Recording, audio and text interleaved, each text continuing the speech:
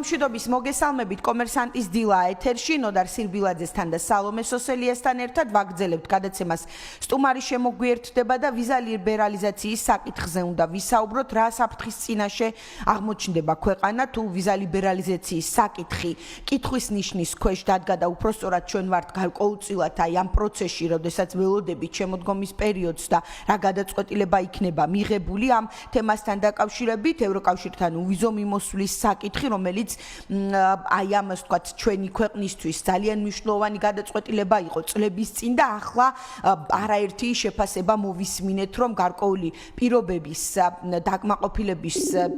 დაკმაყოფილებლობის შემთხვევაში შესაძლოა რომ სწორედ გადაიხედოს უვიზო მიმოსვლის საკითხი. და გარდა ამისა სალომე მნიშვნელოვანი ამ ვიზა ლიბერალიზაციის პარალელურად სწორედ ვისაუბროთ იმაზე თუ რა ურთიერთობა გვაქვს ზოგადად ეკონომიკის თვალსაზრისით ჩვენ და ევროკავშირს ესე ძალიან მნიშვნელოვანი ამ პრიზმაშიც განვიხილოთ. ნამდვილად ეს მხოლოდ რაღაცა მოგზაურობის თემა არ არის, ეს სრულად ასე ვთქვათ ეკონომიკისთვის ურთიერთობის ნაწილია, მათ შორის რეპუტაციული თემაა, რაზეც ექსპერტებმა გასულ კვირაშიც არაერთხელ ისაუბრეს და სხვადასხვა დარგის წარმომადგენლები საუბრობენ იმ გარკვეულ საფრთხეებზე, რაც შეიძლება მოიტანოს აი ამ პროცესის გადახედვამ, შეჩერებამ. სწორედ ჩვენ სტუმართან ერთად ამ თემას გავშლით და გიგა თვაური კოსტის ექსპერტი შემოგვიერთდება. გიგა პირველ რიგში მოგესალმებით. მოგესალმებით სალომე ნოდარ მადლობა შესაძლებლობით. მადლობა იმისთვის რომ გვითმობთ დროს. მოდით შეფასებითი ნაწილი თქვენი მხრიდან რას ნიშნავს ზოგადად ქვეყნისთვის ევროკავშირთან ურთიერთობა და რა იქნება იმ შემთხვევაში თუ გარკვეული საფრთხეები რასაც ახლა ვხედავთ უკვე სისრულეში მოვიდა შემოდგომის პერიოდში. კი ბატონო. რომ გითხრათ. ძალიან საინტერესოა მოკლედ და დავიწყოთ იქიდან რომ მე 2017 წელს გამოყოფდი, როდესაც ევროკავშირთან უვიზო მიმოსვლა შეეძლოთ ჩვენს მოქალაქეებს, მანდ არის ერთი ფაქტორი.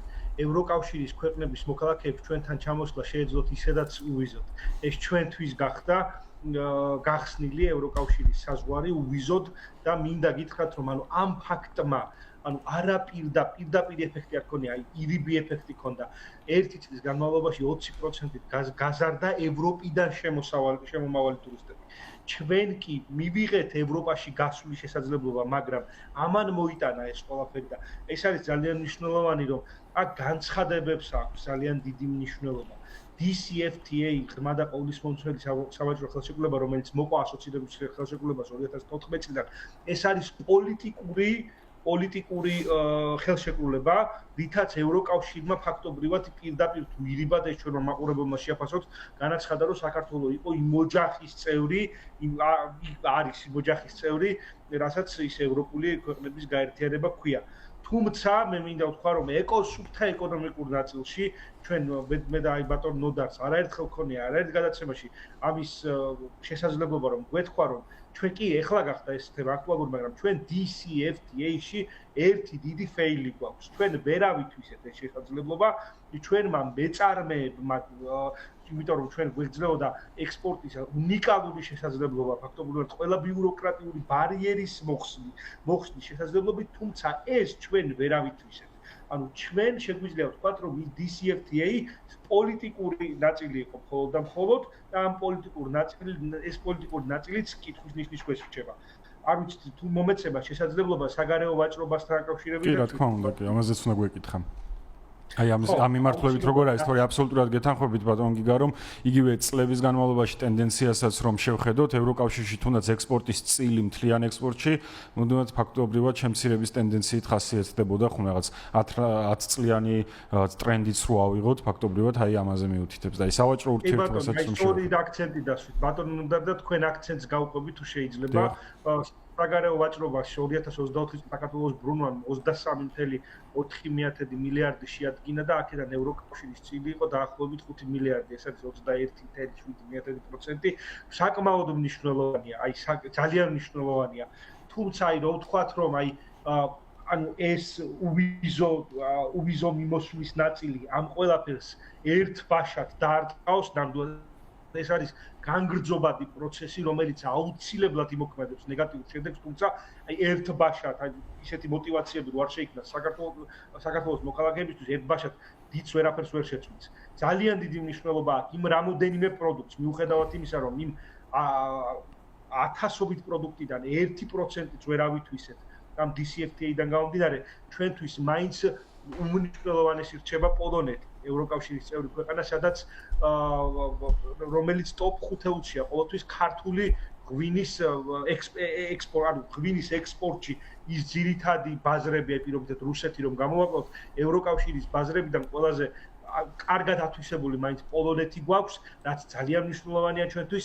ეს არის თხილი და სხვა კაკალი, ძირითადად გერმანიაში და შვეიცარიაში მიმართული, ეს არის სპილენძის მადნები და კონცენტრატები და აუცილებლად უნდა ვთქვათ, რომ ევროკავშირი რატომ არის ჩვენთვის მნიშვნელოვანი, ისეთ კრიტიკულად და მნიშვნელოვან პროდუქტს ვიღებთ ევროკავშირისგან ვაჭრობის კუთხით, როგორც არის პირობითად წამლები, დაფასოვებული და დაუფასოებელიც და ასე შემდეგ. არ შევეხებთ მე ნავთობსა და ნავთობპროდუქტებს და მსუბუქ ავტომობილებს, იმიტომ რომ ეს ბაზრები ძალიან დივერსიფიცირებული გვაქვს, მაგრამ არის კონკრეტული მიმართულებები, სადაც ევროკავშირთან ურთიერთობა სავაჭრო არის ჩვენთვის კრიტიკული.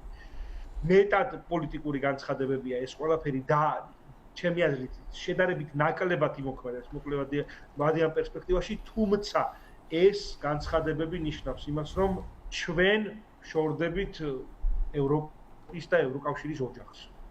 კი ბატონო, აი DCFTA-ის ნაწილიც გასაგებია, თუმცა აი უვიზოს თემატიკას რომ დაუბრუნდეთ, აი ამ ჯერ და DCFTA-ისთან დაკავშირებით არანაირი რაღაც განცხადებები არ ყოფილა, თუმცა აი აუთვისებელ ამ შესაძლებლობაზე ჩვენც არაერთხელ გვისაუბრია, მაგრამ აი ეს უვიზო მიმოსვლის შეჩერების საკითხი, აქ ბევრი თქვა გასული დღეების განმავლობაშიც, რომ ეს მხოლოდ ვიზების თემა არ არის, მხოლოდ მოგზაურობის მიმართულებით არ დაარტყავს, თქვათ ტურიზმის სექტორს, არამედ აი მაგალითად განათლების სექტორისთვის იქნება ძალიან უარყოფითი გავლენის მომტანი და მთლიანობაში ქვეყნის რეპუტაციისთვის. ჩემი ორი ოჯახის წევრი არის ნამყოფი და ფაქტობრივად სრულიად უფასოდ რომ არ ჩავთქვათ ის ბილეთის ღირებულება და ის რაღაცა ადმინისტრაციული ჩემი ოჯახის ორი წევრი არის ესე ნამყოფი, ორივეს გარკვეულწილად შეიძლება თქვას, რომ გაუხანგრძლივდა სიცოცხლე იქ ყოფნით და მიიღეს ის სამედიცინო მომსახურება, რასაც ვერავინ ვერ დამაჯერებს. აი სრულიად აი ძალიან პრაგმატულად რო შევხედოთ, პირობითად ავსტრია, პირობითად საფრანგეთი, კარგით ვისაუბროთ კი ბატონო, ალტერნატიულ ბაზრებზე მიდიოდა საუბარი ამ სამედიცინო მიმართულებით, არ მეგულება მე, არ ვიცი ხა სინგაპურში და თელ-ავივში გაცილებით რთულია მოხვედრა ვიდრე პირობითად ვენაში და პარიზში. ეს არის პირველ რიგში აი ჩემთვის რაც ხდება, ეხლა ძალიან სუბიექტური ვარ და შეიძლება ინდივიდუალური აზრია, თუმცა პირველ რიგში არ ტყავს იმ ჯანდაცვის მიმართულებას, რაც ძალიან მნიშვნელოვანია ქართველი ადამიანისთვის, ქართველებისთვის. ძალიან ბევრმა ჩემს სანაცნობოში ღვიძლის პრობლემა, ეგრეთ წოდებული ჰეპატიტის პრობლემა მოიგვარა საზღვარგარეთ, ძალიან ბევრმა ოპერაცია გაიკეთა, ძირითადად ონკოლოგიური მიმართულებებით მიდიან, რაც ძალიან განვითარებულია ევროპულ ქვეყნებში, ასე პირველ რიგში მაგას დაარტყავს და ჩემი აზრით მან ვიცნობ ტურიზმი, კი ბატონო, ტურიზმის მესმის ძალიან ცუდი იქნება, კომფორტს მოვიკლებთ, თუმცა კვლავ შესაძლებელი იქნება ვიზის აღება. აი ყველაზე მთავარი პრობლემა აქ ჯანდაცვის მიმართულებით მგონია და იმ შეჭირვებული ქართველი მოსახლეობის, რომელიც მიდიოდა და ფაქტობრივად უფასოდ უმრავლობდა ევროკავშირის წევრ ქვეყნებში. კი ბატონო, იმედი მაქვს, რომ ეს შესაძლებლობა ისევ იქნება. აი DCFTA-ის ნაწილზეც კითხავთ, აი შეჯამების სახით, რატომ ვერ გამოიყენეს მეწარმეებმა კონკრეტული სექტორებიდან ეს შესაძლებლობა, რაც დღესაც არის ღია. რა არის მთავარი დამაბრკოლებელი თქვენი დაკვირვებით ამ პროცესში?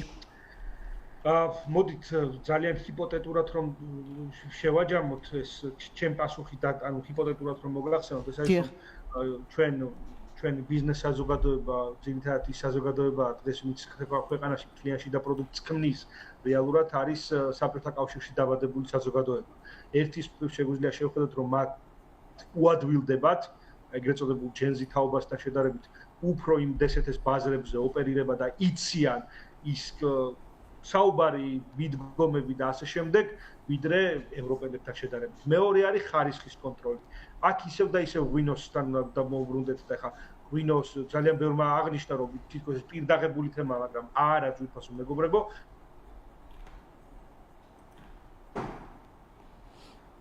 ტექნიკური აროზია როგორც ჩანს ველოდებით სტუმარს დაგვიბრუნდება ხო ფაქტია სალომე ის რომ მოკლედ იმ შესაძლებლობას რაც გვაქვს ჩვენ ექსპორტის თვალსაზრისით 400 მილიონიან ბაზარზე სამწუხაროდ ხო კონკრეტული სექტორები პრაქტიკულად ძალიან ან დაბალ ნიშნულზე იყენებენ ან ვერ იყენებენ და ეს არის სწორედ აი წლების განმავლობაში გამოწვევა გიგა თუ გესმით ჩვენი ხმა მესმის განაგრძოს თუ შეიძლება ერთით მხრივ ის ურთიერთობები არის თავარი მიზეზი რატომ არ ვართ ისევ დსთ-ს ბაზარზე იმიტომ რომ ქართველ გლეხს და ქართველ ბიზნესმენს კვლავ ურჩევნია მათთან ურთიერთობა იმიტომ რომ ის საბჭოთა კავშირში არიან დაბადებული და გაზრდილები და მეორეს მხრივ ეს არის ხარისხის კონტროლი ვერ გადავალთ ამ თემას ღვინო 466 მილიონიანი ნიშნულით და სპირტიანი სასმელები 480-იანი ნიშნულით ეს არის ის ბაზარი, სადაც ქართველ მეწარმეს უადვილდება ოპერირება. მისთვის ნაცნობია ხარისხის კონტროლი დიდად არ არის და